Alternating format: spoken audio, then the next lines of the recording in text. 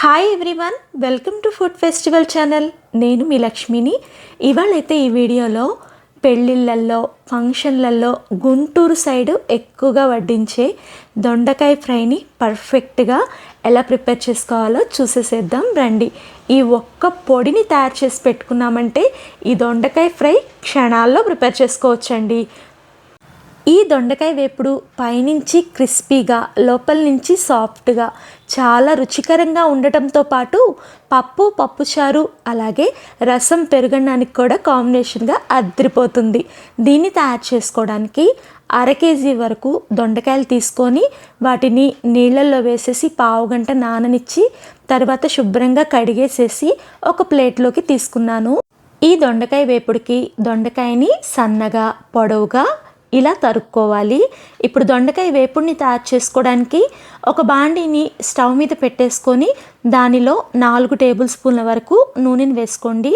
నూనె కొంచెం వేడెక్కిన తర్వాత సన్నగా పొడవుగా తరిగిన దొండకాయ ముక్కలు, అలాగే 1 టేబుల్ స్పూన్ వరకు సాల్ట్, 1/2 టేబుల్ స్పూన్ వరకు పసుపు వేసేసి పసుపు ఉప్పు దొండకాయకి బాగా పట్టే విధంగా ఒక్కసారి దీన్నంతా మిక్స్ చేసుకోండి. ఈ దొండకాయలు అనేవి మూత తీసి వేయించుకుంటే త్వరగా వేగవు, కాబట్టి దీని మీద మూత పెట్టేసి సిమ్ టు మీడియం అడ్జస్ట్ చేసుకుంటూ అప్పుడప్పుడు దొండకాయల్ని కలుపుతూ ఒక 15 నిమిషాల పాటు వీటిని మగ్గించుకున్నారంటే దొండకాయలు త్వరగానే ఉడుకుతాయి. ఇప్పుడు దొండకాయకి మసాలా పౌడర్ని తయారు చేసుకుందాము.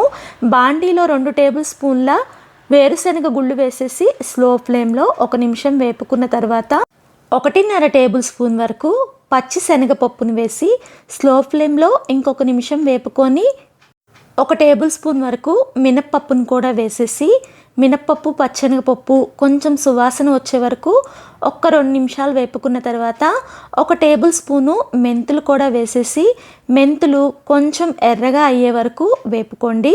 ఇప్పుడు దీంట్లో 2 టేబుల్ స్పూన్ల ధనియాలు కూడా వేసేసి 2-3 నిమిషాల పాటు సన్నని సెగ మీద వేపుకున్న తర్వాత 2 టేబుల్ స్పూన్ల వరకు తెల్ల నువ్వుల్ని దీంట్లో వేయండి.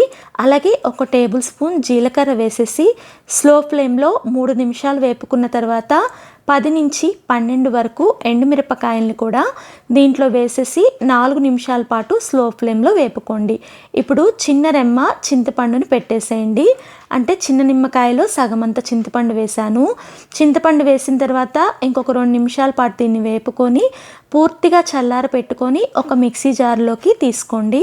దీనిలో 1 టేబుల్ స్పూన్ వరకు సాల్ట్ని వేసేసి దీన్ని కోర్సుగా మిక్సీ పట్టుకోండి. అంటే మరీ ఫైన్గా కాకుండా కొంచెం పొలుకులు ఉండేటట్టుగా మిక్సీ పట్టుకుంటే మనకి ఫ్రై తినేటప్పుడు అక్కడక్కడ పంట కింద తగులుతూ చాలా బాగుంటుంది. చూడండి, ఒక పావు గంట తర్వాత మీకు చూపిస్తున్నాను. దొండకాయలు అనేవి పర్ఫెక్ట్గా లోపల నుంచి ఉడికి పైనుంచి క్రంచీగా కనపడుతూ ఎర్రగా వేగిపోయాయి. ఇలా వేయించుకుంటే దొండకాయ ఫ్రై అనేది పర్ఫెక్ట్గా రెడీ అయినట్టే. ఇప్పుడు లాస్ట్గా దీంట్లో 2 రెమ్మల వరకు కరివేపాకు అలాగే దంచి పెట్టుకున్న పౌడర్ని కూడా వేసేసేయండి.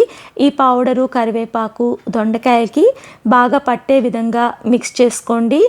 అలాగే స్లో ఫ్లేమ్లో ఒక 4-5 నిమిషాల పాటు ఇలా మిక్స్ చేసుకుంటూ వేపుకున్నారంటే దొండకాయ ముక్కలకి ఈ పౌడర్ అనేది బాగా పట్టుకొని వేపుడు భలే రుచికరంగా ఉంటుంది. అంతేనండి, గుంటూరు ఫంక్షన్ స్టైల్ దొండకాయ ఫ్రై రెడీ అయిపోయింది. మీరు కూడా ఒక్కసారి నా స్టైల్లో ఈ దొండకాయ ఫ్రైని ట్రై చేసి మీకు ఎలా వచ్చిందో కామెంట్ చేయండి.